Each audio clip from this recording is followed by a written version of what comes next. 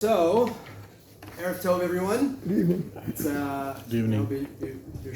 It's an honor to be here and to continue to discuss a few important topics as we have been the last few weeks. So, the last 2 weeks, we had the opportunity, we had the privilege to discuss contemporary, commemorations and holidays and that were from the more recent past, and as a result, we were able to look at records from the Knesset, records from the modern Medina Israel, and from the Yishuv leading, in the days before the Hakamat HaMedina, to establish a little bit of a picture of what it is that we were commemorating. So today, I'd like to step away from that mold.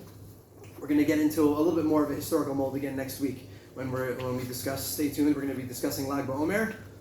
Or the so-called Lag BaOmer and what exactly is going on, and evaluate the practices of modern Judaism and their basis. But for that, you'll have to stay tuned for next week.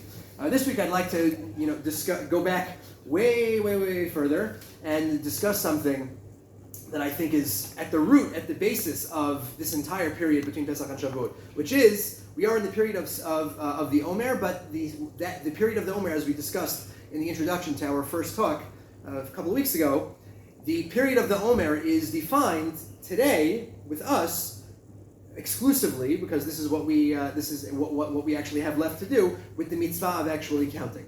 Which is why when I ask everybody, when I when I refer to the Sefirat HaOmer, when I refer to the Omer, I imagine that everybody's what comes to mind is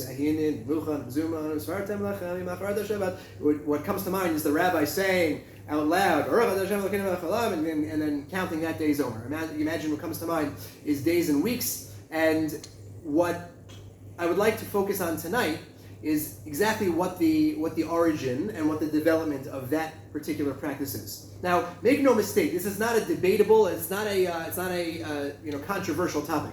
Everybody agrees, including all Rishonim, all significant commentaries agree that we actually have a mitzvah today to count Sefirat HaOmer every single day. Right? As they say in yeshiva, lesman depali. Nobody argues that we do not have a mitzvah or an obligation today to count Sefirat HaOmer for the 49 days from the second day of Pesach until the day before Shavuot. Everybody acknowledges that. The one question that is relevant, we're not going to get into it too much tonight, but the one question that is relevant is whether or not that mitzvah is of a rabbinic origin or whether it is of a Torah origin. The Rambam is actually not quite a dat yachid. He's not the only one that says this, but he is in a very small camp of monei hamitzvot, of the counters of the 613 mitzvot, that actually maintains that the mitzvah of Sefirat HaOmer is the oraita, is of Torah origin. Most opinions maintain that it is of rabbinic origin, and the evidence is strongly on the majority's camp, on the majority side of this argument. The Rambam has a tough time justifying why exactly he thinks that it counts, that mitzvah Sefirat HaOmer counts in the list of the 613 Torah commandments. It's actually not going to be our topic tonight. What I would like to discuss is the origins of mitzvah Sefirat HaOmer, and we're going to take a look about why the majority opinion is that it's rabbinic. So, to get into that, we're going to first address some of the introductory questions that we had when we first started in the first couple of minutes of lecture number 1. If you consult source number 1, and I'd just like to publicly acknowledge beforehand, I wrote it on the bottom over here. I'm very much indebted to Professor David Henschke, who's a professor of Talmud. I'm assuming he lives around here. He's actually been a little bit of a hero of mine for going on 20 years. He's a unique fellow. He works in the sphere of academic Talmud, but he is somebody who's very much schooled in traditional yeshiva learning. And what he uniquely has done is taken all of the knowledge and thought and conceptual analysis of what we would call classic Brisker analysis of Sugyot HaShas, and he's applied them. He's melded them with academic Talmud in a way that I find particularly fascinating, and which is why I think that for somebody who's a yeshiva student who's curious about academic Talmud, Henschke is really the place to go. he has authored like 7 or 8 books and 150, 200 articles. He's prolific. So this is actually a very early article of his that he wrote on the history of this topic. I'm lifting much of what we're going to discuss tonight from this article, and I downloaded it and put it on my Google Drive, so I have a little link for it if anybody would like to consult it. It's in Hebrew, so if that's difficult, I apologize. It was never translated, but this was already an article that was published in 1992, and it is masterful. So I just want to publicly acknowledge Professor Henschke and thank him in absentia.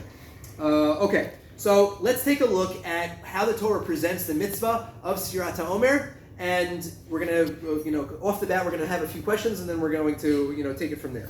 So, as we opened up with a couple of weeks ago, most discussions of Moadim begin in the 23rd chapter of Sefer Vayikra in Parshat Emor, which is what we are going to be reading Be'ezrat Hashem this coming week. Parshat Emor is what's known in Chazal as the Parshat HaMoadim and the Parshat HaMoadot. It is the most extensive discussion in the Torah of the calendars, the sequence of holidays that happens throughout the calendar. And it goes through each one, what it puts in, the order in which it puts in, what it contains and what it doesn't contain in it for each holiday is essential. It's golden. Every single word needs to be plumbed to the nth degree. And one of the strangest things, among many strange phenomena of this chapter, of chapter 23 of Vayikra, is the fact that it actually presents Sefirat HaOmer and the mitzvah of the Hanafat HaOmer in this picture. So let me just very quickly read through. We discussed this a couple weeks ago, but let me very quickly read through it. So in source number 1, these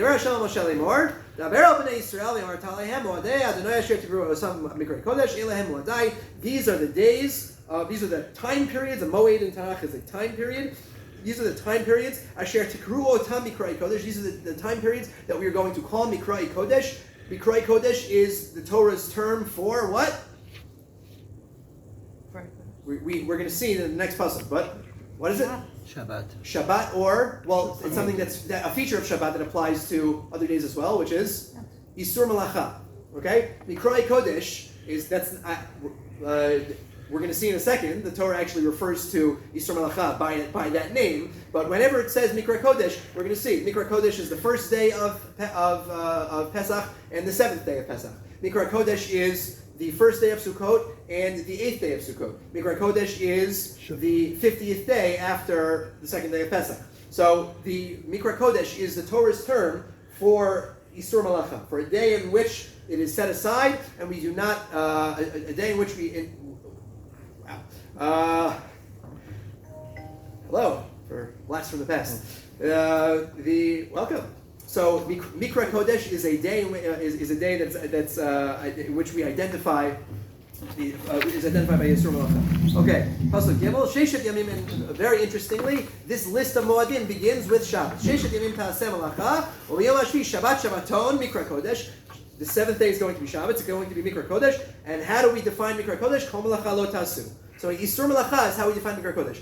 Important, not for now, but important that this is the terminology that the Torah uses to identify these sanctified days. That they're sanctified as Mikra Kodesh, and the defining characteristic of Mikra Kodesh is Yisur Malacha. That we're not allowed to do the 39 categories of work. It's different for Yom Tov and Shabbos, but we know we're not for now.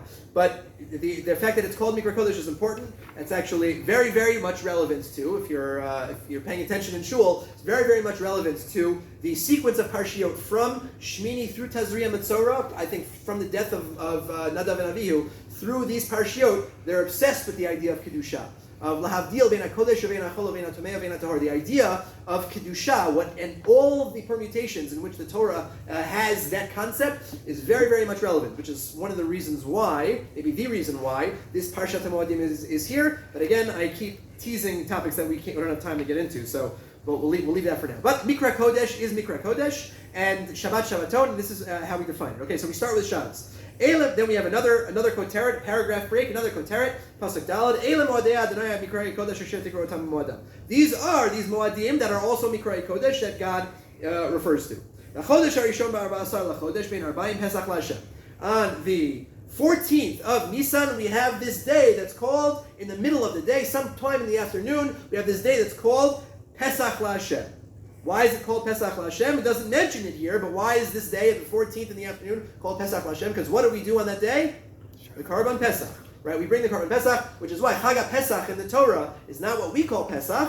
What we call Pesach is what we're about to see is the Chag Matzot. Chag Pesach is actually the 14th day, which is why the 14th day is kind of like a quasi 8th day or first day of Pesach without being a day of Pesach.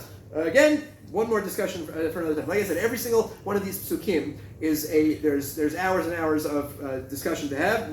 We have to get to our topic. But it's important how all of this is framed. So the 14th is Pesach LaHashem. U'v'chamisha yom l'chodesh hazeh. On the 15th of that month of Nisan, Chag HaMatzot LaHashem. It's a holiday of Matzot. Shivat Yamim Matzot Ochil. How do we define this day of the 15th of Nisan? Not by Maror, not even by the Korban Pesach, but we define it by the mitzvah of Matzah. We define it by the mitzvah of Matzah. Again, Bezrat Hashem, next year we'll discuss this leading up to Pesach. The Yom HaRishon Mikra Kodesh, the first day of that holiday is Mikra Kodesh. Kol melechat avodah lo tasu. V'ikravtem Yishel Adonai Shivat Yamim Bayom HaShvi'i. Shivat Yamim, you're going to bring a korban for 7 days of Bayom HaShvi'i Mikra Kodesh. And on the 7th day is also going to be Mikra Kodesh. Kol melechat avodah lo tasu. You're not going to do any malacha. So we have these Makrai Kodesh. We have the day, right? What days are we referring to? We're referring to 7 days of Pesach. Very strange.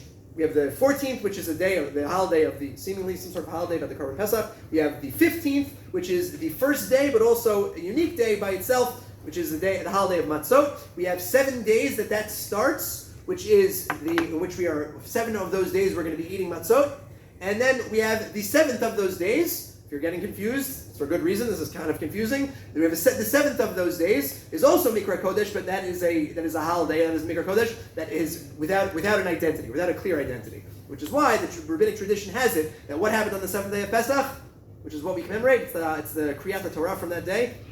Splitting of the sea. The Kriyat Yam Suf happened on that day. So that is Chazal's tradition, and the implication of that tradition is that we needed to establish another Chag, another Mikra Kodesh, in order to commemorate that event. That's where the selection of the Kriyat Torah comes from. All of this is very important. Now, to add, the reason why I wanted to read through this before we get to Sefirat HaOmer is because we just highlighted a bunch of things that make the 7 days of Pesach a very murky and a very murky and mysterious mix of a bunch of different themes. We have the Chag Pesach, which is the 14th, which is kind of the beginning of the holiday, but it's not quite the holiday. It's not Mikra Kodesh, but it is the holiday. But it is part of the holiday, and that is obviously indelibly linked to Pesach because we know that the korban that we just brought on the 14th is a central feature of the mitzvot that we're going to do on the first night. The Torah says nothing about that, though. The Torah just says that that's the first of 7 days of matzot that are of these holidays known as Chag Matzot. And then there's a 7th day of that. Okay, so we now have this jumble of 7 days or 8 days that we're not so totally clear on the identity. Pesach, we see from other places in the Torah that there's a theme to Pesach. Matzot, we see from other places in the Torah that there's a theme to Matzot. Here, we're just jumbling everything together without any explanation and letting you know just as far as the calendar goes. Then we get to Pasuk Tet, which is, if I wasn't confusing enough, we have another wrinkle that we're throwing into those days, that 7-day period. When you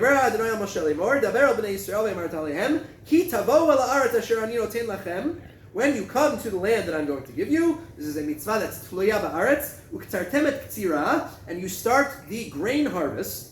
V'heveitem et omer reshit k'tzirchem ala kohen. You're going to bring the first of the grain harvest to the kohen. Ve'nifet ha'omer lifnei Adonai l'rtzonechem im'ocharat ha'shabbat yinifenu ha'kohen. You're going to bring the first of the grain harvest to the kohen, and the kohen is going to yinifenu. He's going to wave it around. V'asitem bayom hanivchemet ha'omer keves tamim ben shnato le'olal Adonai. And on that day, which is the 16th of Nisan, which is coincidentally is the 2nd day of Pesach. Okay, again, like I mean about, we're jumbling a whole bunch of themes here and confusing a whole bunch of stuff in order to get some sort of mix of themes for these 7 days. Adding one more on that 16th day, we're going to have this mitzvah where everybody's going to run. Somebody's going to be cutting the first of the barley, the first of the wheat harvest, bringing it on that day to the Kohen. Kohen is going to wave it on Motzei HaChag of first day of Pesach. So it's the first night of Chol HaMoed. And then on that day, you're going to bring a keves, tamim ben shnato le'olal Hashem. You're going to bring a animal korban as well. for an ola. Uminchato shnei asurnim solat b'lulav hashemen ishel Adonai reach nichoach v'nisko yain revi'itain. You're going to bring a korban mincha of as well, a flour korban. The lechem, the kali, the charmel lo tochlu ad etzem hayom hazeh. You are forbidden from eating any grain that's harvested that year until this point. This is again what we mentioned a couple weeks ago. This is what's known as the Isser of Chadash, right? We are not allowed to eat Chadash. Chadash is Asur min Torah, to borrow a phrase from the Mishnah, which was then borrowed by another context, which was taken out of context, but then put it back in the context. Chadash is Asur min Torah. Grain that you've harvested before the 16th of Nisan from the beginning of that year is prohibited until this day, until the 16th of Nisan, when the first stalks of grain are harvested and then brought and waved by the Kohen. Then then the Chadash becomes Yashan, and you're allowed to eat grain. What are you going to do? You're going to bring this. You're going to have Chadash that's Asur until we bring this Korban.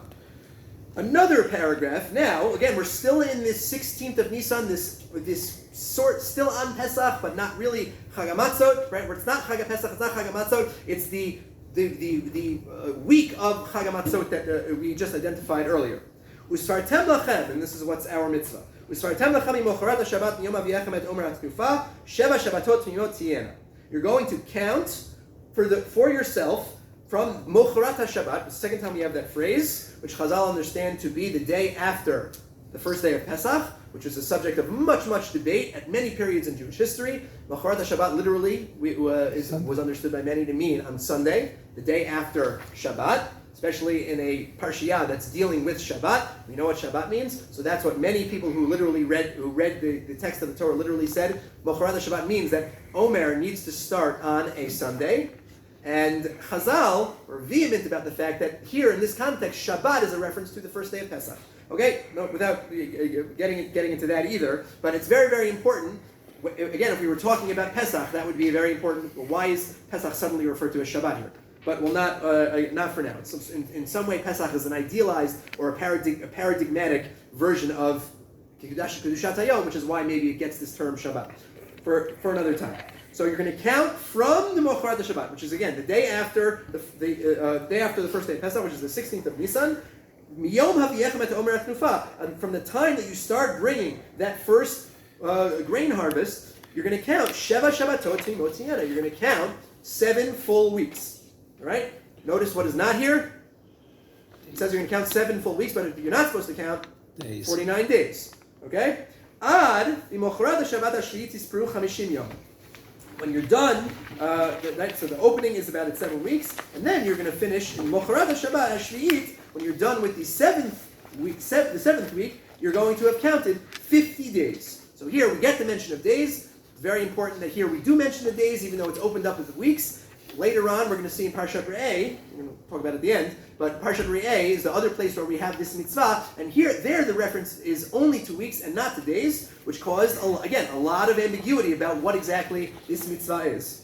Stay tuned for a few minutes from now. Okay, so what are you going to do? You're going to do this ad mocharat Shabbat hashviit tisperu 50 yom, and then on this 50th day, what are you going to do? Bikraftem mincha chadasha. Then you're going to bring a new korban mechan, a new flour korban in the Beit HaMikdash. Mimoshvotechem taviu. You're going to bring it from your moshavim. You're going to bring lechem tnufa shtayim.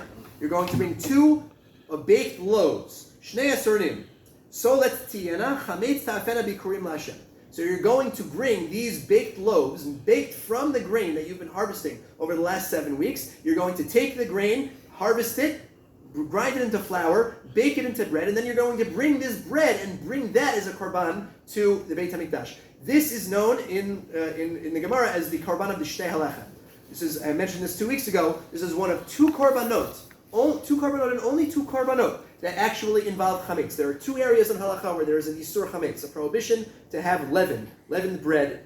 One of them is the one that's relevant to our lives today, which is the 7 days of Pesach, starting from Erev Pesach in the afternoon till the 7th day or the 8th day if you're in Chutz La'aretz. That is the Isur Chametz. The other area of Chametz, which is very much a relevant area of an Isur Chametz, but we just don't have it, is on the Mizbeach.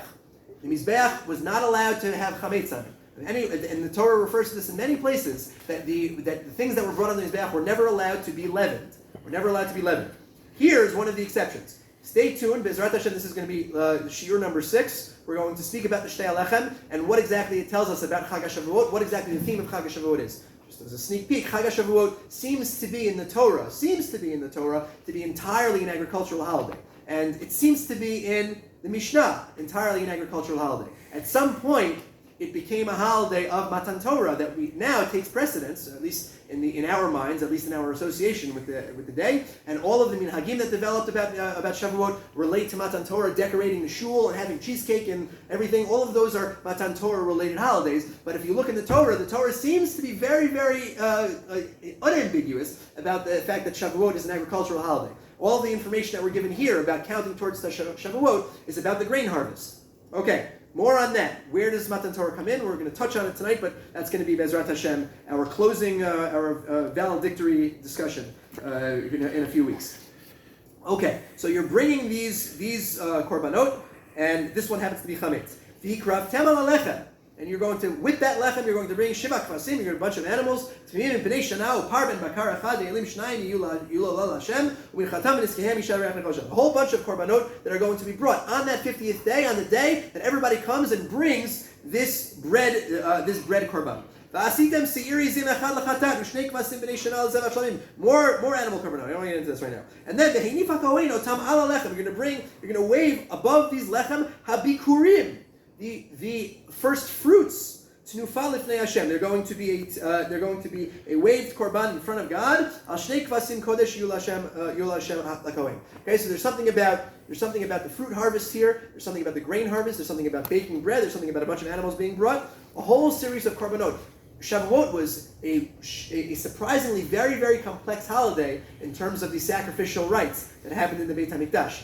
We, again, because that's our only association, because there's no Masechet Shavuot, the way there is a Masechet Yoma that describes the lengthy process of the korbanot that were brought on Yom Kippurim, and because there's no Musaf that corresponds in as much detail on Shavuot, the way that we have a Musaf that corresponds in as much detail on Yom Kippur, we have much less of a window into understanding the details and the nuances of what happened in Shavuot. But Shavuot was a very, very busy day it was a very busy day in the Beit HaMikdash. There was a lot going on. Okay. Ukratem, we're on Pasach Chafalev. Ukratem be'etzem hayom hazeh nikra kodesh. Mikra kodesh yalachem. Kol melachat avalot tasu, chokat olam, v'chol moshvotechem l'dorotechem. Okay. And you have all of these korbanot are going to happen, and then you're going to call this day. What day? What date? I don't know. The 50th day after Machorat HaShabbat. The 50th day after the first day of Pesach, which is the 50th day after the second day of Pesach, right? It's counting from that first day of the 16th of Nisan. Whatever that 50th day is, that's when we're going to have a Mikra Kodesh and we're going to have an Isur Malacha. Okay, so there's a whole bunch of strange things going on here. I think the most glaring one to me, and there are many glaring ones, but the most strange thing to me, as I briefly pointed out a couple weeks ago, the most glaringly strange thing to me is that in this Parshiah, throughout the entire Parshat HaMoadim, I stopped at this point after, but it goes through the rest of the calendar. We go from here to Rosh Hashanah, and then we go to Yom Kippur, and then we go to Sukkot. We finish out the calendar, and we say a little bit about each holiday. Here, every one of those holidays are identified by a date, and then it names a few of the korbanot that are brought in most of those cases. Here, it does no such thing. We have no date. Very odd. Just a strange association with the first day, with the second day of Pesach. And it doesn't tell us anything about the Mikra Kodesh until after we've introduced all these korbanot. Very odd. In all of these other cases in the Parshat HaMoadim, what we have is a series of korbanot that flow from, that are obligated because we have a holiday that was established with a specific date at a specific time. There's this holiday, it's a Mikra Kodesh, Kol Melachat Avalot Tasu, and therefore bring these korbanot. Here, it's happening in the reverse, which is very odd. We have a grain harvest, we have a fruit harvest, we have a bunch of animal korbanot that are brought. We bring all of this stuff on the 50th day, a whole jumble of things, and by the way, it's also a Mikra Kodesh. So there's something about, you don't need to be, I don't think you don't need to be a seasoned scholar to see that there's something obviously strange about Shavuot that is sui generis, that is different, separate and apart from all the other holidays that are presented in the Parshat HaMoedim, all the other holidays throughout the year. It is a holiday that for some strange reason flows from all of these korbanot. And what are these korbanot? These korbanot are very clearly linked to the grain harvest. There's something about the grain harvest that is essential to this period of the year. I'm not a farmer, but this is the period of the year, as far as I know, this is the period of the year of the grain harvest. The way it works is that you spend the second half of the summer through the end of the summer. You spend the period plowing and seeding and preparing your land for your crop's growth. Then the Yemot HaGshamim start, which is right around Sukkot. That period of the year starts, and that's when everything gets irrigated. And then, depending on what your crop is, you spend the next several months, your crop spends the next several months growing. The first thing that grows, and the first thing that's ready for harvesting, is the wheat crop, which is ready for harvesting a couple of months before fruit, which is why this period of the year is designated as the wheat harvest. And then about 2 months later, which is right around Shavuot, is when the fruit harvest happens, which is why the korbanot of Omer and then Bikurim coincide with these days. These are agricultural. These are days that are meant to be understood in the context of a land and a people that are mostly agrarian, that are mostly dealing with agriculture. When I would teach this stuff to students, I would always try and give them as an analogy of some overarching world of business and life that has its tentacles in every aspect of our lives. So the example I would always give, it's not a perfect analogy, but the example I would always give would be the stock market. So a minority of people are invested in the stock market, but the stock market is really just a representation of, right? It's the liquid capital and the ownership stakes of endless numbers of businesses that produce everything. So I would usually be doing this in a classroom. So I would point to that table was built by a company that was built and sold by a company that trades on the stock market, and that chair and this pencil and the phone that's in your pocket, and the pants and shirt that you're wearing right now, and the plaster on the walls, and these ceiling tiles, and the light bulbs. Everything in our lives, right, or most things in our lives are touched by, are affected by the stock market. So even if we're not personally invested in it, right, which would be in the analogy or in the nimshal, even if I'm personally not a farmer, every aspect of life is in some way touched by this overarching world of commerce, and which means that if there's a crash, nimshal, if there's a famine, if there's a drought, everything gets affected. It affects economic security, it affects grain prices, it affects crop prices, it affects employment, it affects sustenance, right? People don't have food to eat, right? If there's a stock market crash, not only does the company that makes my tables go bankrupt, and now I can't buy a table anymore, I can't buy a mattress anymore, I can't buy my pens anymore. Not only that, but the people that are working for those companies end up becoming unemployed, which means that there's less capital, people can't afford. So again, I try and just in a modern contemporary way to try and understand, try and put ourselves in the shoes of a society that is so focused on agrarian life. The agricultural calendar. That's how that's the analogy that I would always give. Okay, so hopefully we get the idea. So we have all of these holidays that are related to the agricultural calendar, and then in the middle of all this, we have this phrase: "You have to count." Okay, so what does that mean? So off the bat, we'd say, okay, well that's obviously where we have the mitzvah. That's where we have the mitzvah of counting Sefirat HaOmer. We have the mitzvah of Hanafat HaOmer. We have to bring that first grain harvest. It's brought to the Kohen. The Kohen has to wave it. And that is what's Matir Chadash. That's why we are now allowed to eat new grain. And then, we also have a mitzvah starting from this point of counting. Why are we counting? Right? For the last 1,500 years, we usually say that 1,200 years, we usually will say that we're counting because we're counting down to Matan Torah. The Torah said makes no mention of Matan Torah. So what the heck are we counting for? What's the simple pshat of what we're counting?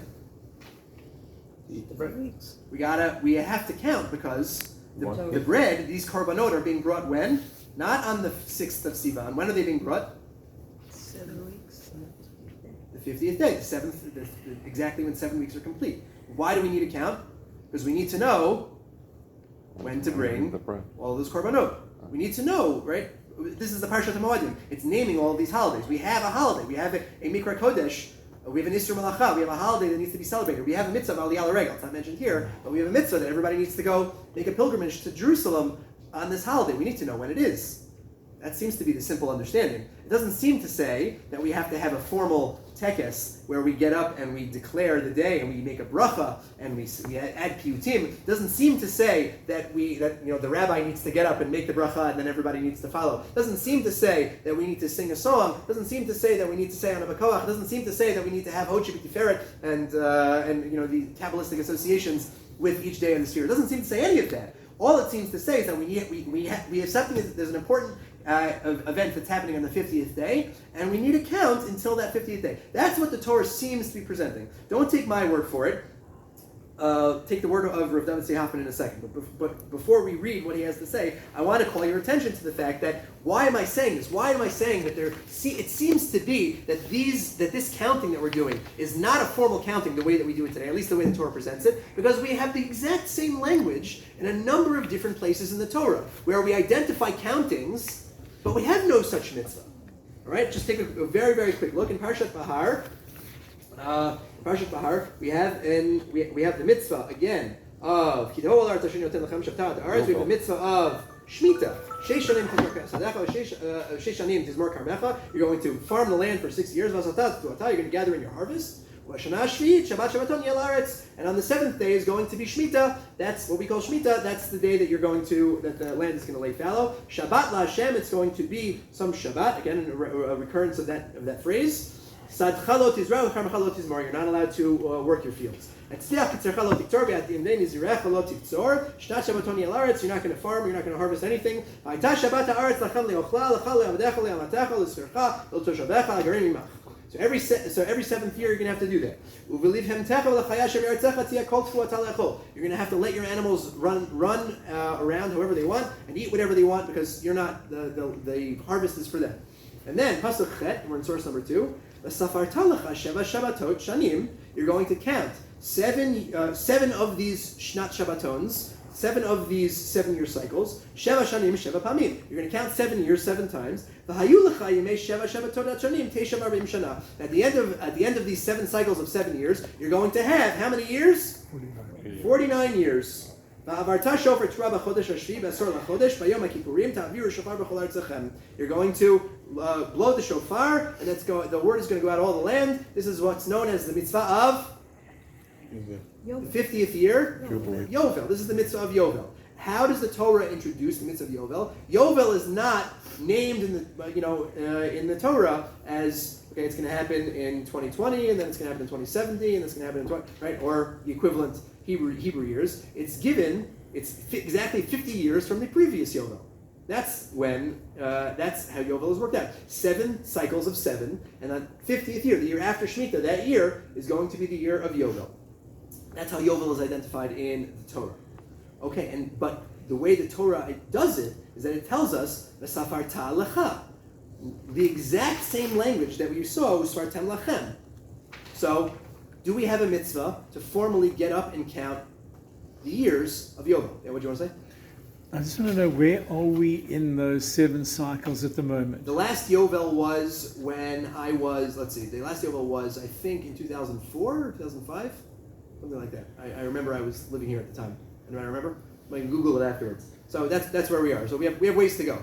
I will be, if it was in 2005, the Erech was around there, so that means that we're 17 years into the cycle, 18 years into the cycle of 50 years. So Bezrat Hashem, in 32 years, we'll all gather back here, and we'll all celebrate the next Yovel together. Bezrat Hashem. Okay, but to our point, B'safar Talacha, the exact same language is used for Yovel. Do we have a mitzvah of Yovel? So, the answer is no. The answer is no. There are some Rishonim that actually maintain that the answer would be yes, but at the very least, it's an obligation that's mutal on betin, right? It's an obligation that keeping this count is a responsibility of betin, but it's not a responsibility of each individual. Now, why is it not a responsibility of each individual when literally it's the exact same thing? For you. Why not? Right? And if that's not enough, take a look at source number 3 in Parshat Metzora, which we just read this past week. Ish ki zav mipsaro zovo tamehu. So this is somebody who experiences an emission that causes him to be a zav, and the process the Torah goes through, the process that somebody would go through in order when somebody becomes a zav, he achieves a level of tum'ah, and the Torah goes through a process about what's going to happen. He has to count 7 days from his emission in order to become tahor again. So a zav or a zava, a man or a woman that experiences a certain type of emission, that's going to cause that status of tumah, and he or she would have to wait 7 days. So in both of these cases, skip down to pasuk Yud Bet. Okay, so kli cheres asher yigabo azav yishaver v'kol kli eitz yishateh b'mayim. These are rules having to do with that tumah. They're going to break things. They're not. They can transmit that tumah to other things. We have to be careful. When the zav will come out of his status of ziva, okay, when he comes out of that status of tum'ah, how does he do it? V'safar lo shivat yamim l'tahorato. He has to count 7 days from his original emission until he can become tahor again. Okay, so and then he also does a bunch of things on that 7th day. So there's another case. V'safar lo, he counts for him 7 days. Is there a mitzvah for a zav? Or if you look at source number 4, v'safra la shivat yamim ma'achar titah. We're talking about a woman, ki azuv zov dama yamim rabim below 8 nidata. So a woman who's a zava or a nida also has to count 7 days, and then she becomes a tahorah with additional parts of the process. Safra la, she must count those 7 days. So we have 4 examples in the Torah of what seemingly identical language. What is the purpose in every single one of these cases for this language? There is an end point, not a date, but an end point that is dependent on a start point. There's a fixed number of days or weeks or years that we have to go, that need to transpire in order for us to get to that end point. Whether it's 7 cycles of Shemitah in the 50th year, whether it's the 7 days of a zav or the 7 days of a zava or a nida.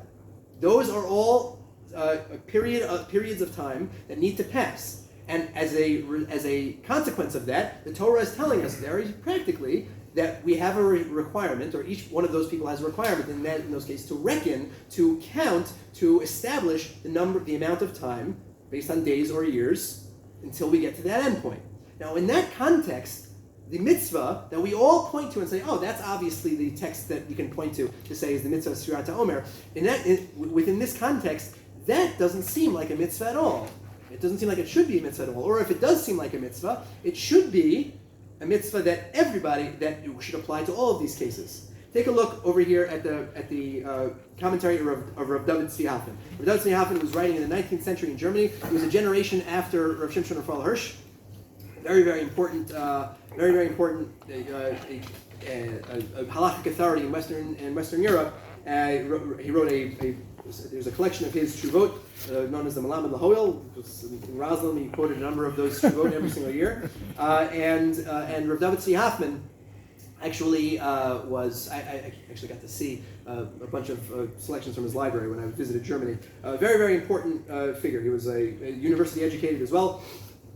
And he was the first, Rav David Tzvi Hoffman, he was the first of the stream of rabbinically educated and committed, or what we call Orthodox Jews, Shomrei Torah Mitzvot, and rabbinic leaders that took on Wissenschaft, specifically by biblical criticism. So his Perush on Vayikra is magisterial. They actually, Mossad Rav Kook just republished it last year, 2 years ago. I was very excited to get the reprinting of it. And but he has a Perush on that was written in German, meant for it was written in the vernacular, just like Rav Hirsch's Perush was written in the vernacular, so that people could read it, because it was written for the common fellow. And the idea was that he was going to use all of his erudition and all of his rabbinic knowledge to combat what was a rampant problem in Western Europe, which is biblical criticism, and it remains with us to this day. Okay, Perush of Rav David Tzvi Hoffman. So he writes over here, Svartem Lachem, writing in his Perush on Vayikra, on Chav Gimel, we're talking about our psukim of Sefirat HaOmer. Bala Lameid, Lefi HaSifra, according to the Medrash in the Sifra, Umenachot, the Gemara Masechet Menachot, Daf Samech, Shetehei Sfira L'Kol Echad V'Echad. This pasuk is coming to tell us that every single person needs to have his own or her own sfira. his own or her own counting. The ilu by Yovel ne'emar b'lashon yachid. But now he's gonna come out with this question. But by Yovel it also says b'lashon yachid Sefirat HaOmer mishum shesham kefi shemazbirim batosfot nitztaveh beitin lispor. So there it's written in the language, the lashon of yachid, and not in the lashon of rabim. So he explains that the reason why. What is the difference? That is an obligation of beitin to count those days, and not an obligation of the individual, which is indeed the opinion of many Rishonim, that the counting of the years for Yovel is an obligation on beitin, but not mutal on all of us. So he reads that the difference between the plural language versus the singular language. Okay. Gam bazav ubezava, we're on the fifth line. Gam bazav ubezava ne'amar v'safar lo, as we just read. We have the same language by Zav and Zava. HaTosfot b'Ktubot Ayin Bet Makshin. So Tosfot and Ktubot asked the question: Ma'atam eina Zava mavarecha. We have a mitzvah of Sefirat HaOmer. We have a mitzvah of Sefirat HaOmer, which everybody makes the bracha and counts. Today's the first night, today's the second night, third night, etc., etc. Why do we not have the same mitzvah? We have the same language for Zav and Zava. Umesupakim, and Tosfot there is actually Mesupak. Tosfot in Ktubot is thinks that maybe there is a strong argument to be made that that the Zav and Zava and the Nidab, ostensibly, should be counting formally the same way that we do it for Sfira. Get up and make a bracha and count 1, 2, 3, 4, 5, 6, 7.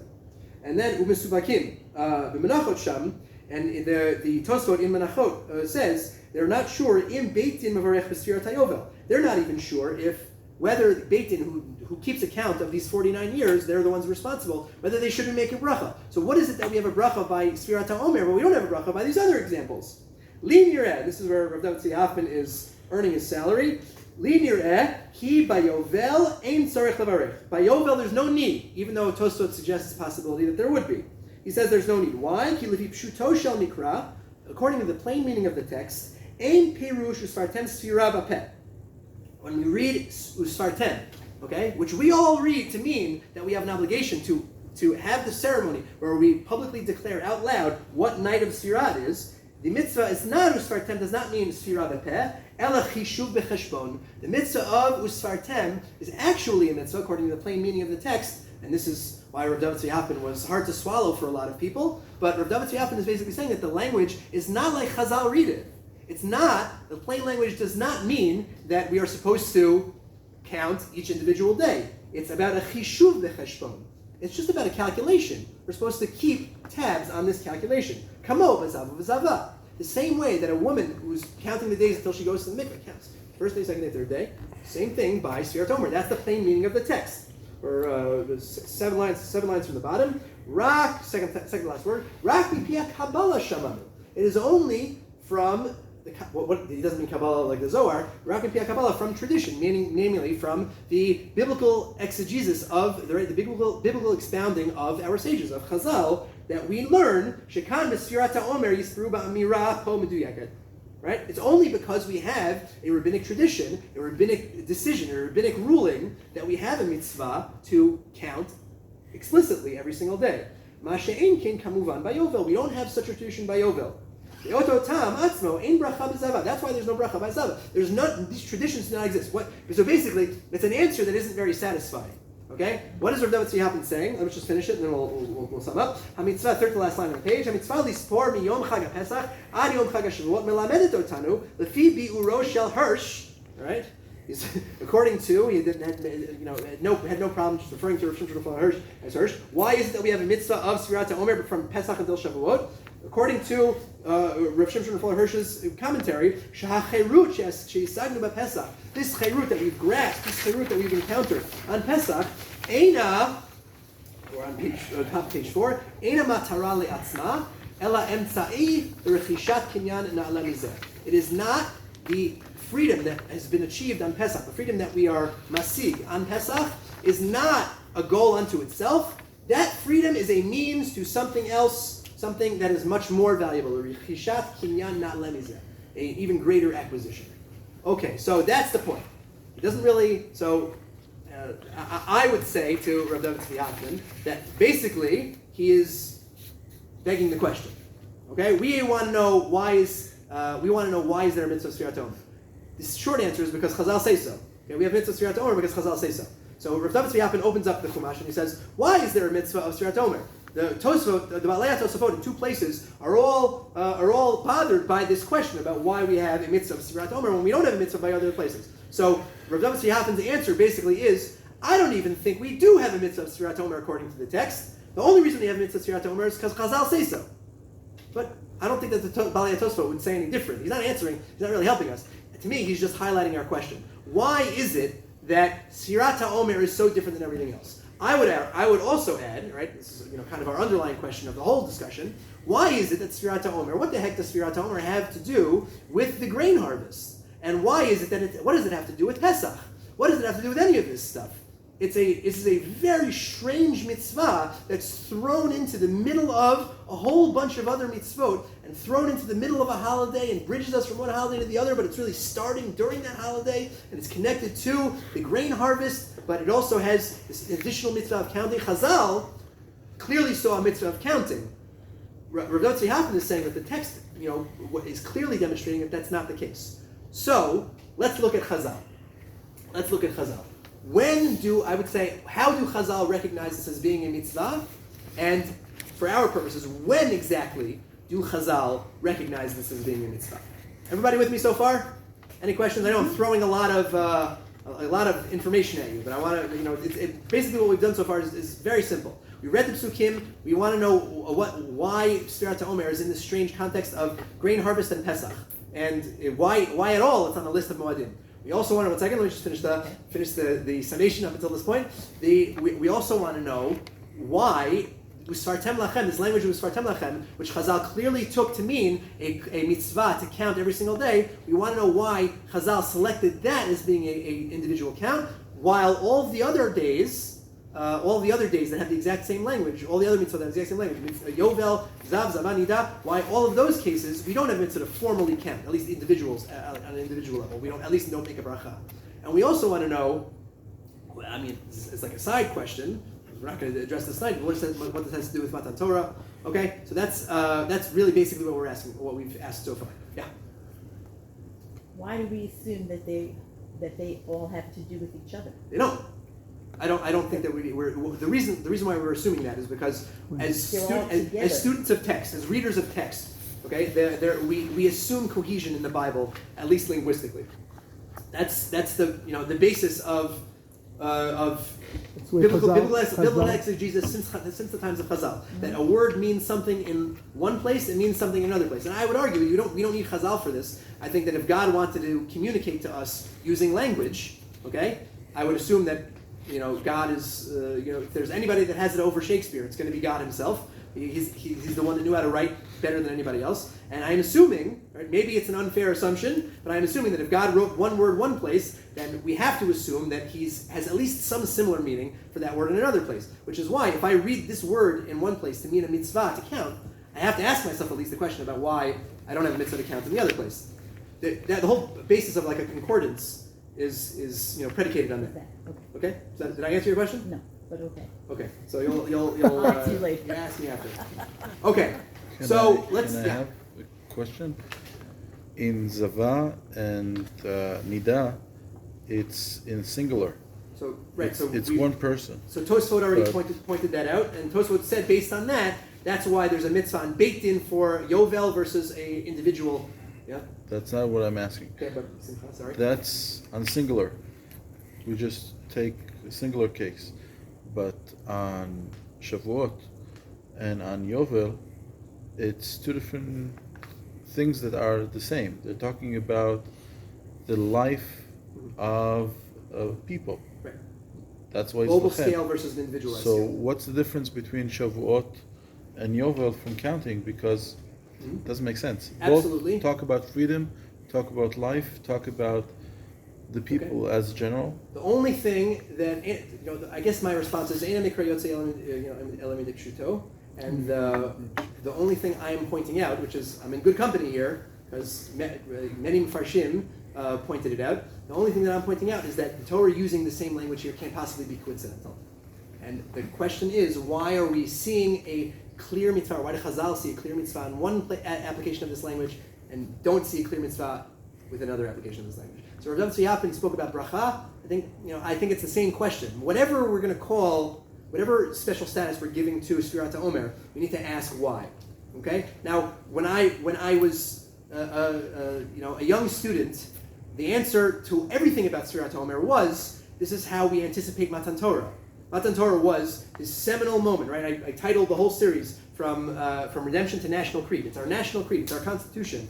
It's a seminal moment in all of human history, certainly in the history and the life of Am Yisrael. So, counting towards there, it's so abundantly obvious that counting towards there, we need to anticipate. But that was a big assumption that it clearly is not born out of the Psukim. We don't have a word about Shavuot even being about Matan Torah. So, what exactly is happening here? It seems, again, like Rav Tzvi Hoffman said, it seems like the clear Pshuto Shel Mikra is that this is 50 days that need to be counted in order to establish when we have this Mikra Kodesh, when these korbanot are brought. That's it. But Chazal picked a mitzvah here to count formally every single day. Okay, everybody with me?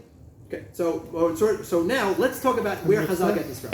The first place that I'm gonna point to is where Chazal do not get it from. All right, where Chazal should have put this mitzvah and choose not to, and it's a glaring omission. So take a look at the Mishnah in Masechet Megillah in the second chapter. Kol halayla kasher lek'tzirat ha'omer. The entire night. So what are we talking about? We're talking about Leil, the first day of Chol HaMoed, at least in Eretz Yisrael. The first, which is when this mitzvah would be happening. So the first night of Chol HaMoed in Eretz Yisrael. That night is the night that we do the K'tzirat HaOmer. The night that we cut the stalks. More on that in source number 7. The night that we cut the first of the grain harvest. That's Matir Chadash. That's what's happening on that. So the Mishnah here is listing in the second chapter mitzvot. The mitzvah that precedes this one is the mitzvot that all the mitzvot that we have the entire day to do. It gives us a list of them. So one of them on that list. I'm partial to that Mishnah because one of the things on that list is the mitzvah of Milah. I happen to be a Moel. It's usually the last thing that people learn about me, but that's a mitzvah that I have a very big zechut to perform. So one of the rule by mitzvah of Milah is that I have the entire day to do it. So I can, from any point from Alot HaShachar, ideally Netzach Hama, from sunrise until sunset. I have to do. There's a big question in halacha. If I do a brit milah at night, whether I fulfilled the mitzvah at all. We are skating on thin ice to say that somebody has been yotzei if it's done at night. So that is the previous Mishnah, and that is one mitzvah that's on a list of many mitzvot that we have the entire day to do.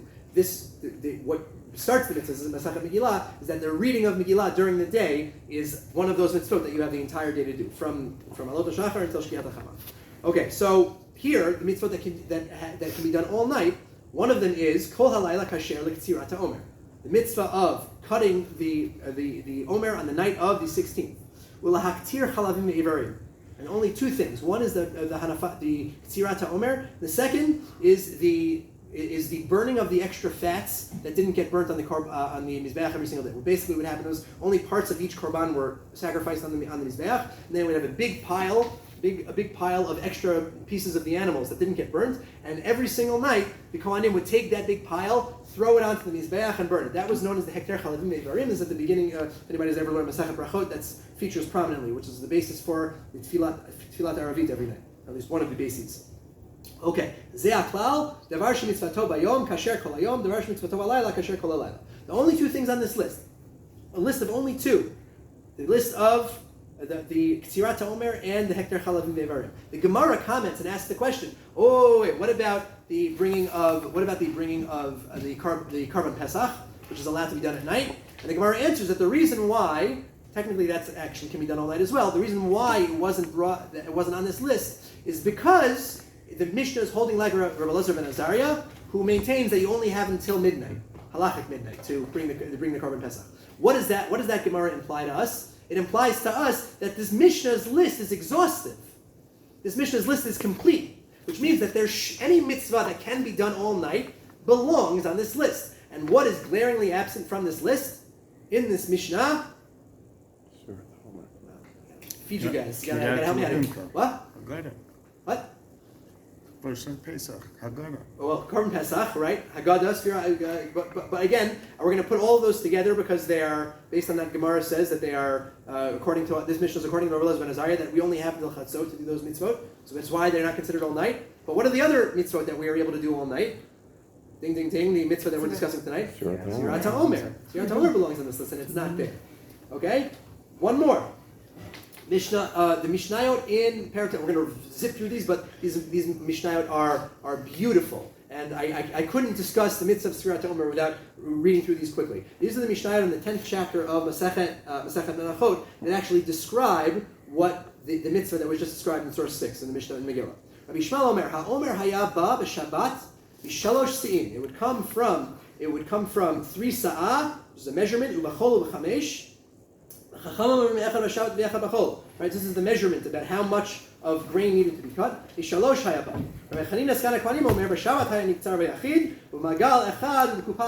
So you would actually cut it on Shabbat, which was a malacha. 3 people versus 1 person, depending on whether or not this day fell out on Shabbat. Meaning, if the second day of Pesach fell out on Shabbat, you would have to do it. 1 person would be doing the cutting no matter what. Okay, so first Mishnah is about how many people have to do the cutting. Second Mishnah, mitzvah ta'omer lavo min hakarov. The mitzvah of Omer is to bring from the barley, from this grain that was harvested, as close to the Beit HaMikdash as possible. Lo biker hakarov liyushalayim. If the barley is not ripe enough, from the closest barley farm to Yerushalayim, then you can bring it from any place. But basically, there's one guy who has the closest farm to what we call the old city, to the Makom HaMikdash. That guy has the designation of being the guy that gets to donate every single year to the Mikdash, right? He had a very special responsibility. But if at any year that guy with the closest farm didn't have a ripe barley crop, then they could go wherever they want. Presumably, they would go to the next closest place. There was one time they came from all the way from Gagot Tzrifin, and they brought the 2 loaves. Right, the korban of the Shalach and the korban on Shavuot, they brought all the way from Ein Socher. Basically, these are places that are very far from Yerushalayim, because that year, for whatever reason, the grain crop was very delayed in its growth. Keitzad hayu osim. How would they do this? And this is the Mishnah that I really wanted to read.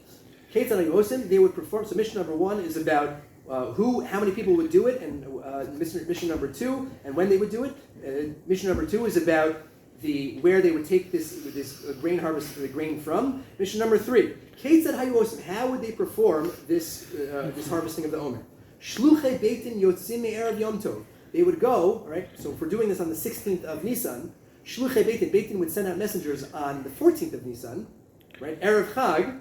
Ve'osim oto krichot m'chubar lakarka, and they would make these stalks while they would tie up stalks while they were still mechubar lakarka. So you would have barley stalks coming up, and you would tie a rope around a bundle of them, again before they've been harvested. Why? So that when it was time to do the ktsira, to cut it, it would be more pleasant. And whoever had this lucky farm was closest. All of the cities that were around that farm, everybody would come. Why? Because they wanted to make the harvesting of this into a big occasion. Once it got dark, right? Meaning the night of the 15th. Once it got dark after the 15th of Nisan, and the Yontif was over, Omer lahem. They would say to them, Ba Shemesh, Omer Hein. They would say, is the sun coming? They would say yes. Ba Shemesh Omer Hein. They would say yes. There was this a whole exchange that the Mishnah is recording. Magal Zo Omer Hein. Are we going to use this? Are we going to use this sickle? Right? Are we going to use this tool? Everybody said yes. We're going to use this one. Magal Zu. They would say Omer Hein. Kupazu. Are we going to use this basket? They would say yes. We would use this basket. Kupazu Omer Hein. They would do it yes. Their repetitive language is about ceremony, everybody. It's very clear. The Mishnah is very invested in the idea that this was a momentous occasion that had a lot of hoopla. But Shabbat Omer Lahem, Shabbat Zo Omer Mein, Shabbat Zo Omer Mein. When it fell out on Shabbat, everybody would still come and they would say to the multitudes, "Is it Shabbat?" Everybody would say yes. It's kind of like a political rally. What do we want? Justice. Is it Shabbat? Yeah, it's Shabbat. That's what the Mishnah is describing. Everybody would respond in unison. Omer Mein, Ektzor. Then they would do the ktsira, the HaOmer lo ktsor. He would say, should I do the harvest? They would say, yes, harvest. You should do the cut. Ektor, should I do the cut? The HaOmer lo ktsor. You would tell him, yes, do the cut. Shalosh pamim al kol davar v'davar. They would go through this whole process 3 times. The HaOmer lo hein. They would say, yes. Right? This is like feeding the crowd for this excitement. You can feel this is one of the many places, there's several places where the Mishnah goes into this narrative tale of how a mitzvah was conducted, how a mitzvah was carried out. B'chol kach lama, why did we do all of this? Mipnei habaytosim.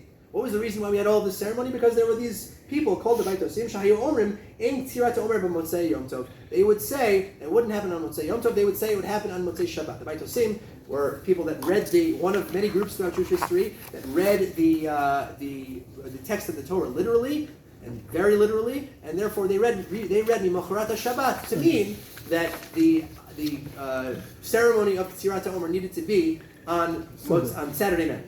And in order to combat that, we need to have all of this. Okay, so we have a sense right now about all the stuff that we're saying about the Pt3 HaOmer.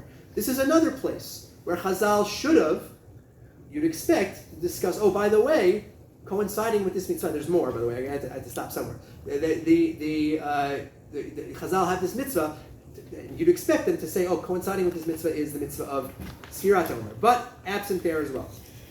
Okay, so where do we have the mitzvah of Sefirat HaOmer? So if you're paying attention, so all we've read so far is Mishnayot. The Mishnah was codified around the year 220 in Eretz Yisrael by Rabbi Yehuda Nasi. Okay? So keep that date in mind, around 220. We're at the beginning of the 3rd century when the Mishnah was codified. In the period of about the 200 to 300 year period of the Mishnah, there were other texts that were developed that didn't make it into the Mishnah.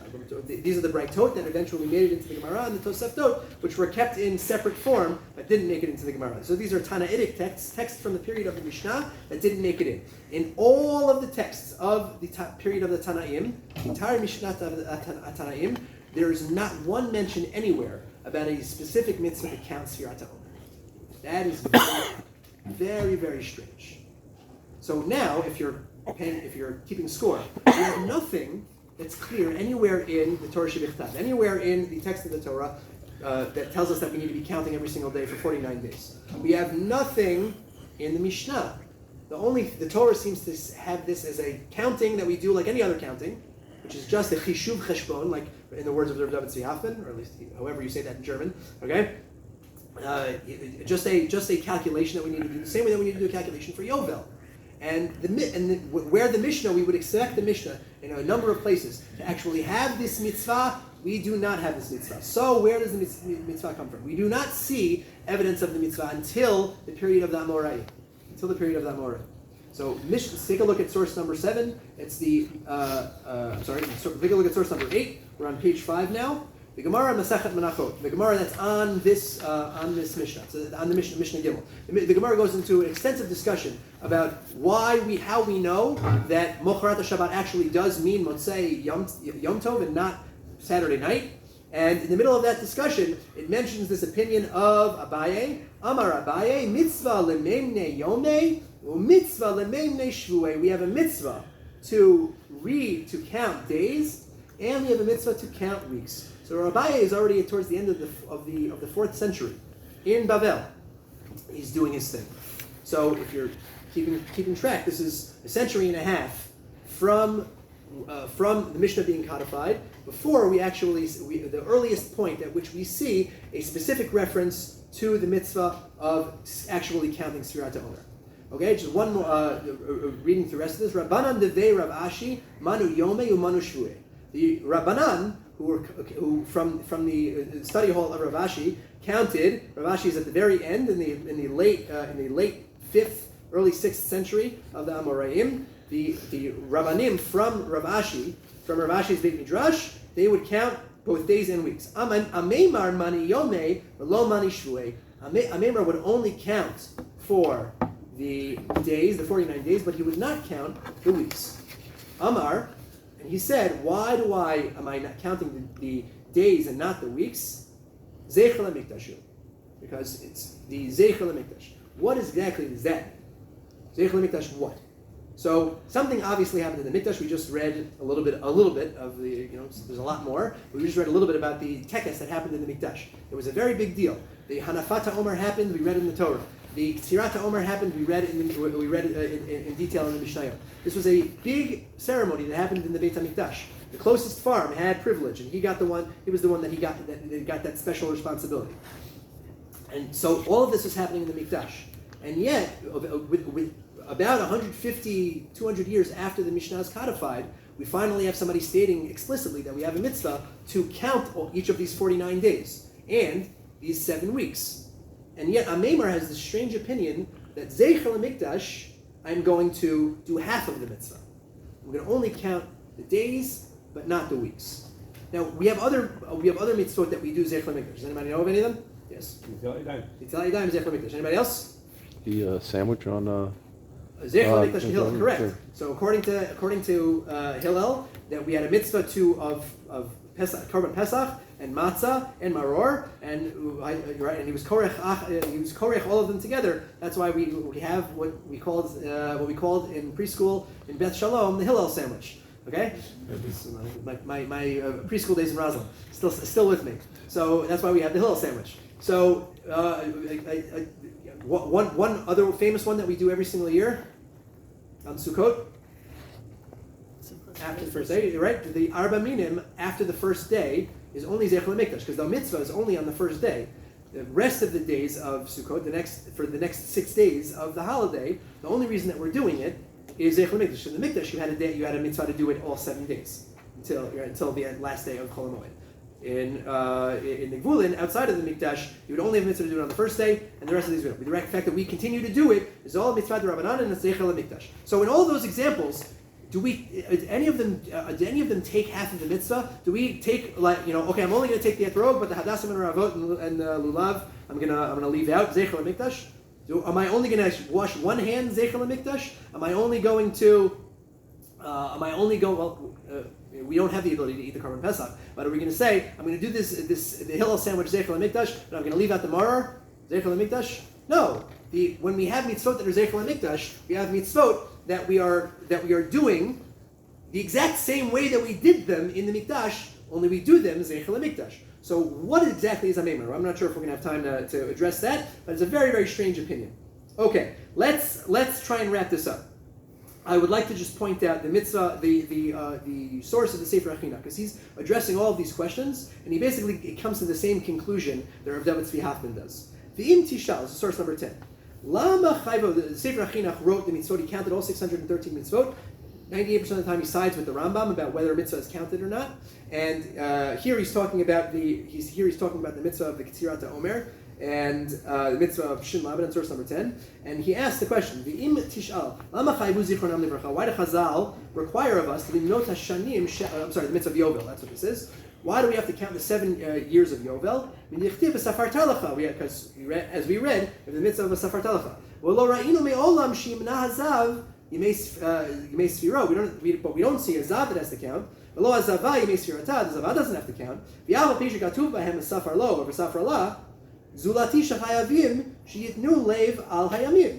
So what's the point? The point is that they just have to pay attention to those days. That's what those psukim are talking about. Unlike we have with the mitzvah of Sefirat HaOmer. So he's saying, all of these cases of a Safar Lo, again the question of Rav David Tzvi Hoffman, our obvious question when we read the psukim, why do we only have it? And his answer is basically another one of these cop-outs. But he's saying, and he's just further emphasizing, I should have read this source earlier, but he just says it explicitly, Tshuva, here's my answer. Davar zeh ma sheikdamti lecha b'rosh sifri. The Sefer HaChinach is written to his son. It was probably Aaron Ra'ah who was writing, and he wrote this book for his son to read based on the weekly parsha to go over all the mitzvot that are in each parsha. So he addresses his son throughout the work. So he says, the hakdama that I wrote for you, my son, B'rosh Sifri, at the beginning of my book, ki kol anyan Torah taloi b'perush hamekubal. Right? Basically, anytime you ask a question on the text of the Torah, and based on what mitzvot are or what mitzvot are not, is meaningless unless you understand all of the fruit of Chazal, unless you understand what Chazal's interpretation of them are. Because the answer is, Chazal said so. So I guess this is as good of a petach as any to ask the question, why do we not have it in the Mishnah? Why is it absent in the Mishnah? And why do we have it suddenly at some point in the late 4th century that it became a mitzvah? A Meimar's opinion we're probably not going to have time to get to. Maybe we'll say a quick word about it at the end. And why is it that we have the mitzvah? Why does it appear so late? And why despite the history and long rabbinic and textual tradition of there not being a mitzvah up until that point, why suddenly were the Amoraim insisting that there are? Okay? So, to answer this question, I would like to tell everybody, let's see. Okay, so let me just quickly read these last two sources. So these are the Toseftot. The Toseftot are contemporaneous, for the most part, maybe a little bit later than the Mishnah, but they are written by the Tanaim. Source number 11. Atzeret. And this is very important. What is the date for Shavuot? So we know that Shavuot is the 50th day of the Omer. Okay? 50th day of the Omer, doesn't exist. So it's 49 days of the Omer, and then the 50th day is the holiday of Shavuot. So, what is the date? So nowadays, we have a fixed date for Shavuot. When is it?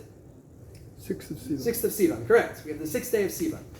But Chazal, the Gemara in Rosh Hashanah points this out, but even before then, the Tosefta says it. Atzeret, which is Chazal's term for Shavuot, Pa'amim shechaliyot, there's source number 11, Pa'amim shechaliyot b'chamisha, there's some years that it falls out on the 5th day of Sivan,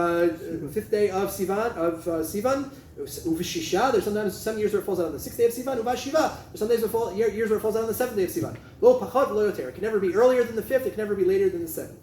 Rabbi Yehuda Omer, a very strange opinion. Rabbi Yehuda Omer, Chaliyot b'chamisha, siman ra le'olam. B'shisha, siman beinoni, u'b'shiva, siman yafeh le'olam. So Rabbi Yehuda says, okay, who are we talking about? Rabbi Yehuda is, if anybody was paying attention last week, we read the Gemara in Masechet Menachot about the Talmidei Rabbi Akiva. What was the story? 24,000 students died, and then all Torah was lost to the world until Rabbi Akiva established 5 new students that were in the south, one of whom was Rabbi Yehuda. We're Rabbi Yehuda here. This is the middle end of the 1st century. That was Rabbi Akiva's lifetime. So Rabbi Akiva is a student, Rabbi Yehuda, who was the Rabbi Yehuda in the Mishnah. One of those 5 are the most popularly quoted names throughout the Mishnah. So Rabbi Yehuda has this interesting statement. He says, Shavuot can fall out on the 5th, 6th, or 7th of Sivan. When it's the 5th, we're up a creek, whatever that means. It's a siman ra. I don't know what it means, metaphysical or what, but something bad is happening. When it's on the 6th, it's okay, and when it's on the 7th, it's ideal. Where's that coming from? Not clear at all, but Rabbi Yehuda has, presumably has his reason. Back to that in a second. By the time he wrote this down, 50th day. 5th. How could it be the 50th day? In other words, so where do these dates fall out? So that's what I'm going to get. How can it be the 5th, 6th, or 7th? Yeah. Okay, so the answer is, very quickly, we're going to get into, this is the basis of what I want to close with. okay, so But the 5th, 6th, and 7th, I'll explain it now. The 5th, 6th, and 7th, they are all based on how many days are in a lunar month? So, so in the astronomical lunar month, it's 29 and a half days that are in a month. So, but according to halacha, how many days are in a month? Either 29 or 30. When we have Rosh Chodesh, that's 2 days, it's because it's a 30-day month, and the 30th day of the previous month is Rosh Chodesh, and the first day of the second month is Rosh Chodesh. Okay? When we have a Rosh Chodesh, it's only one day, then that previous month is only 29 days. Why? Because, as Mark says correctly, astronomically, the month has its revolution around the Earth. The cycle takes 29 and a half days. And that's and because it takes 29 and a half days, if you're counting it, so the Rosh Chodesh is, the point of Rosh Chodesh, what is Rosh Chodesh? The sun goes through, from our perspective, a point at which it shrinks and gets larger. The Rosh Chodesh is marked by the first day that the moon is larger than it was the day before. What does that mean? It means yesterday it hit its nadir, it hit its nadir, and then it goes back to in Israel. I have very few occasions to use words like this anymore, so I appreciate it, everybody. The moon hits its low point, and then it goes back. So the point at which it snaps back, that's when we mark the new month. Okay, that process is 29 and a half days. So according to halacha, we're counting full days according to halacha. So how does it work?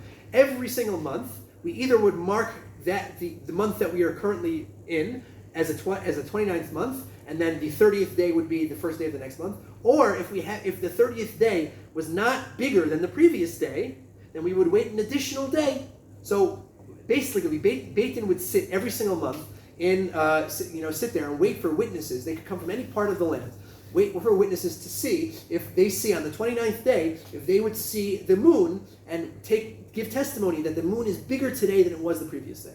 If they did witness that, and then they go to Beit Din and they give testimony to that effect, then Beit Din declares this is the 30th day. If the 30th day is bigger than it was the previous day, then that means that the 29th day was the last day of the previous month, and the 30th day is the first day of the next month. Everybody follow that? That was a little. Which means you're getting to ER, it's not going to be on the 6th. So here's the story. So we have 2 months, 2 Rosh Chodeshes between Pesach and Shavuot.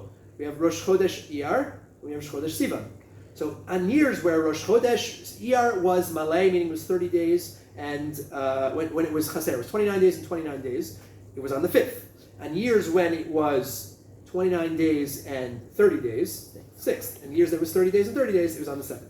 Okay, so Rabbi Yehuda for some reason thinks that the 7th day is a Siman Tov, and when it falls out on the 7th day, it's a good thing. When it falls out on the 5th day, it's a bad thing. When it falls out on the 6th day, in between. So we'll say a word about that in a second. By the time the Babylonian Talmud was written down, they had a calendar. But by the time that Rabbi Yehuda wrote down, there was no calendar at that time? Correct. So this is a product of around the year 389. Okay. The Erech, and that's going to be the Baruch Shekivanta. That's going to be the linchpin, according to Professor Henschke, about the answer to all of these questions. So stay tuned. I'm gonna just read this last source, and then I'm going to tell everybody a quick story, and then we're gonna wrap up.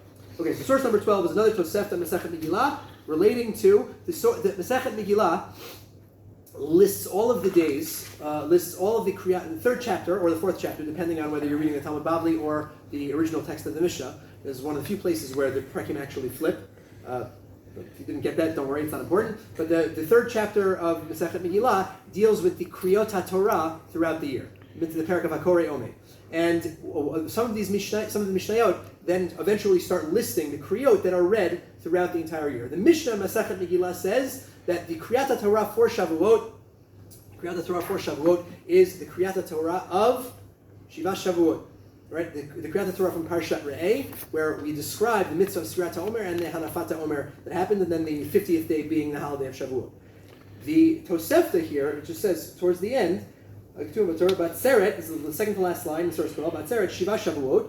We read the Kriya of Shiva Shavuot. The Yesh Omrim Chodesh HaShlishi. The Mishnah only mentions that first opinion, but already in the Tosefta, which is slightly later, we have the first pangs, the first reference to Chodesh HaShlishi. Why am I mentioning this? Because what is the Kriya of Chodesh HaShlishi? That's from Sefer Shemot. This is the 19th chapter of Sefer Shemot, which is also known as Parshat Yitro, which is the parsha that we read today on the first day of Shavuot, which is the description of what happens in Parshat Yitro. Matan Torah.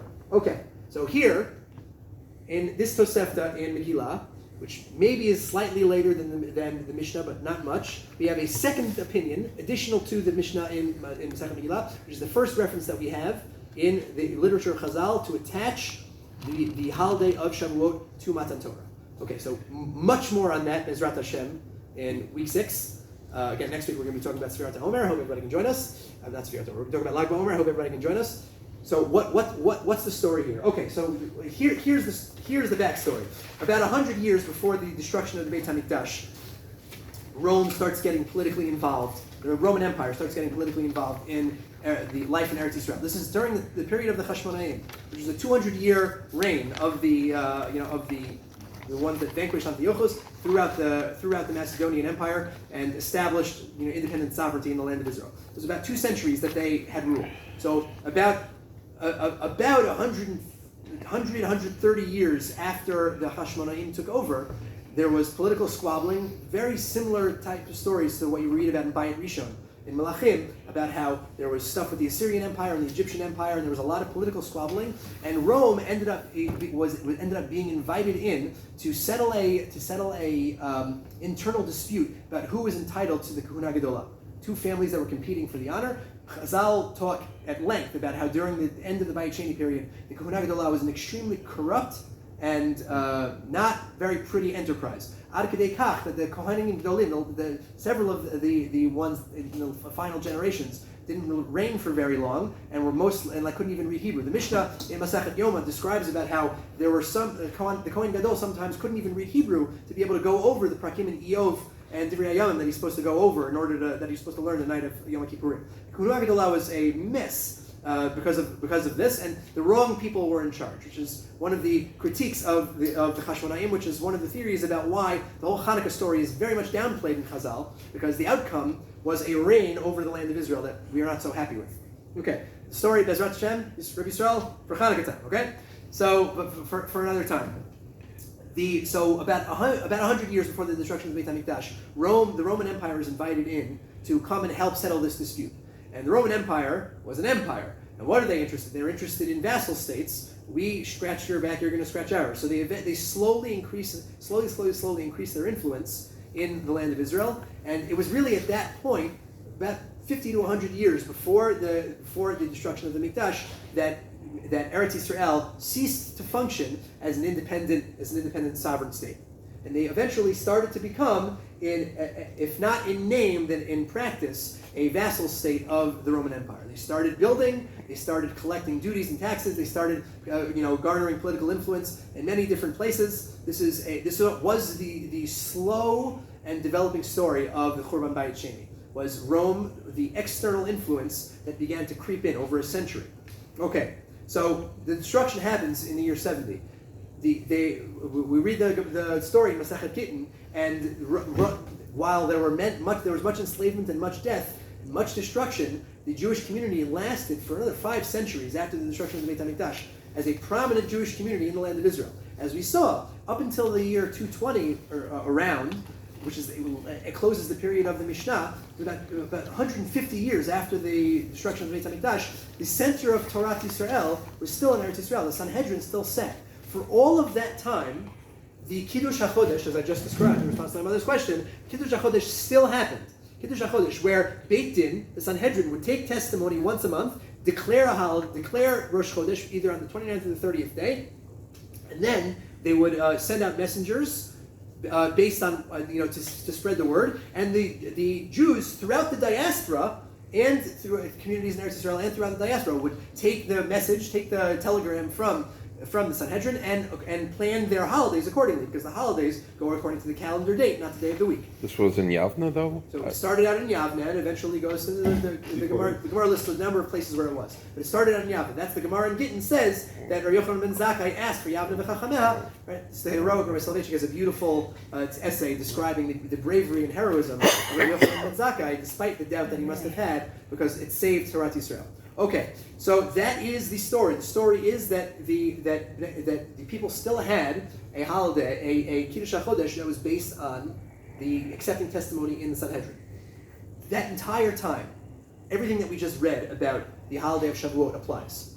Okay, it was an agricultural holiday where we didn't have sovereignty in the land, and the Mikdash wasn't around, but it was still an agricultural holiday that was based on the agricultural calendar, which was based on the days of the month.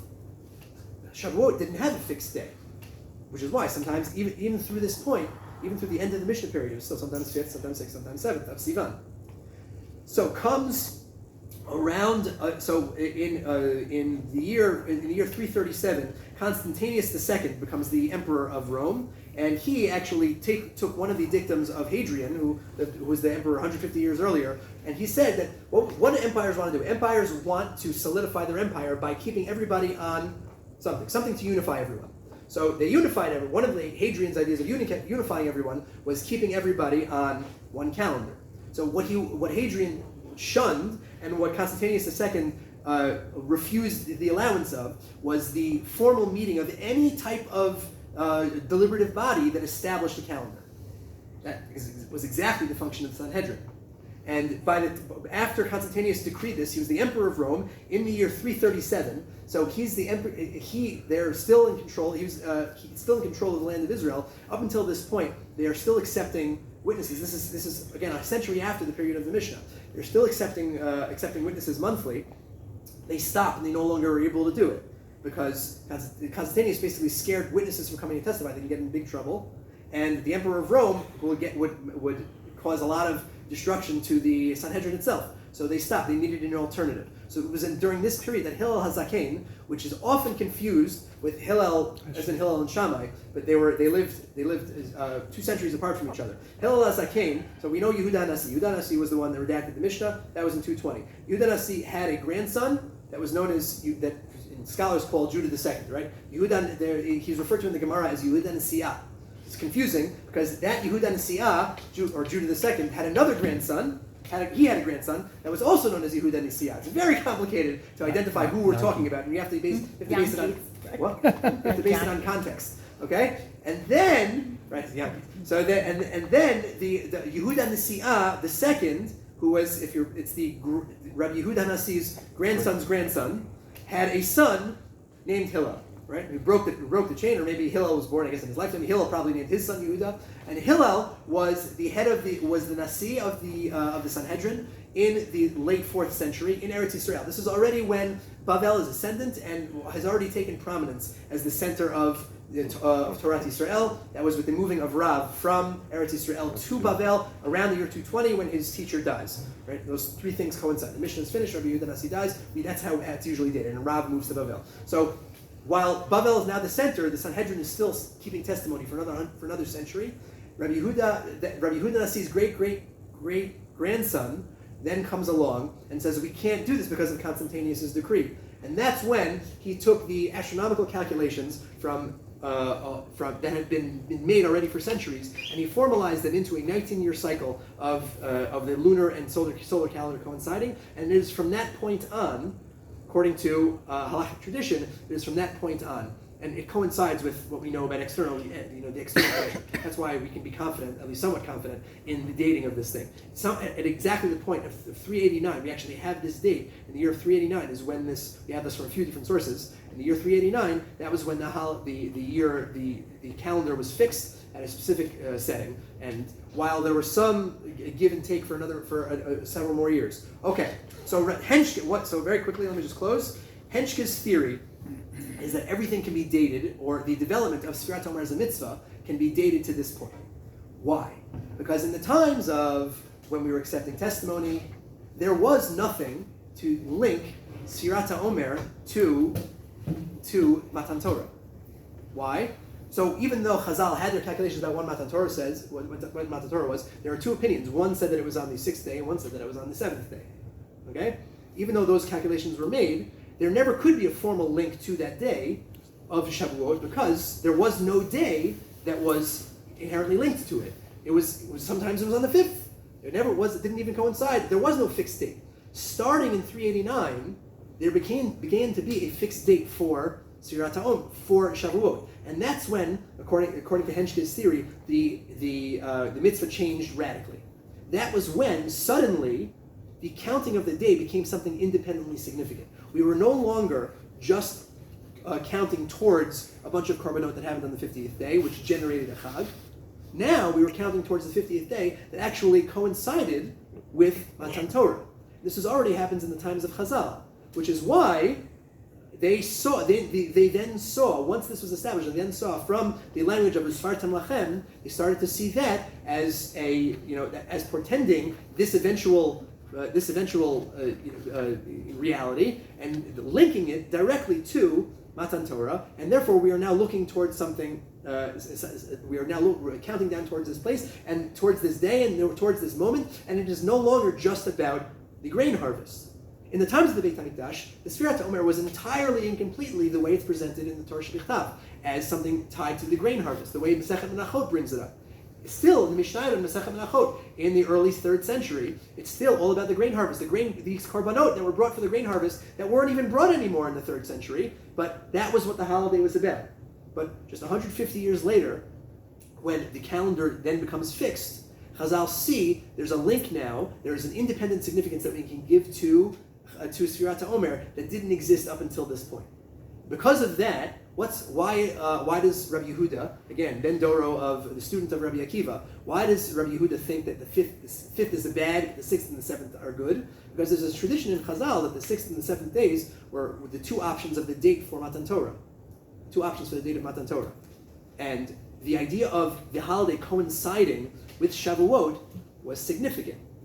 Let's just, Mashal Madar Adoma, we're going to close with this. What is Simchas Torah? So in Chutz La'aretz, Simchas Torah is the 9th day of Sukkot. That's the 9th day of Sukkot. We have Simchat Torah. Why? Because we have this extra day, this day in which we are Misayim the Torah. We end the Zod Baruch, we start Bereshit, and we want to give it some significance. And in Chutz La'aretz, we have to have this extra day. So we just throw it into that day. We give it. That is an invention of the Galut, the idea of Simchat Torah. In Eretz Yisrael, now that we all live here, what is the holiday of Simchat Torah? Shmini Atzeret. Shmini Atzeret. And why is that also the holiday of Simchat Torah? Because we have, for whatever reason, a tradition that started in Bavel of reading the entire Torah in one cycle every single year, and establishing that it would be finished at this point. It coincided with this day, and there was, for whatever reason, Chazal saw it fit that this day to jumble these two themes together. It was an inorganic mix that Chazal saw as fitting, so they did it. So this is what Henschke is saying happened with Sefirat HaOmer. Sefirat HaOmer, once the calendar becomes fixed and the date of Shavuot becomes fixed, then Sefirat HaOmer ends up having significance separate and apart from the agricultural aspect. Separate and apart from the grain harvest, and once it has that independent significance, then becomes this rabbinic requirement to count those days individually, and because they become independently significant. Okay, so that is in a nutshell, I very briefly described his theory, but it was based on all these sources that we discussed, and it really everything then starts to fall into place. Why do we have this mitzvah, even though the Torah is not about it? Because for the first 2,500 years of this mitzvah, 2,000 years of the mitzvah, the mitzvah was just about agriculture. And then we fixed the calendar, and the mitzvah, in the times of Chazal, took on new meaning. It took on an independent significance. More to discuss about the days and the weeks and Meimar's opinion, but we'll stop it here. The main idea to take away, though, is that while Sefirat HaOmer may have developed, its theme certainly has a lot to do with agriculture, certainly has a lot to do with something that happened in the Mikdash that we're far removed from, but its independent significance came with its link to Matan Torah. At least that's Henschke's theory. What we didn't do, and we don't have time to do, obviously, is we have to solve for the Rambam, because the Rambam thought that it was a mitzvah midoraita. The Rambam saw all the questions that Rav Tzvi Hoffman and the Sefer Chinuch were asking. The Rambam doesn't see those questions. He saw clearly Usfartam Lachem was a mitzvah doraita, and none of the other Safar Halacha, Safar La, none of those are. But according to most Rishonim who say that it wasn't a mitzvah midoraita, that it was developed by Chazal, Henschke's theory is that it was the linchpin, the moment was 389, based on Constantius's decree and the aftermath of that, which led us to a whole new way of observing the calendar year, which then led us to a whole new way of looking at this period of the year. I thank you all very much. Next week on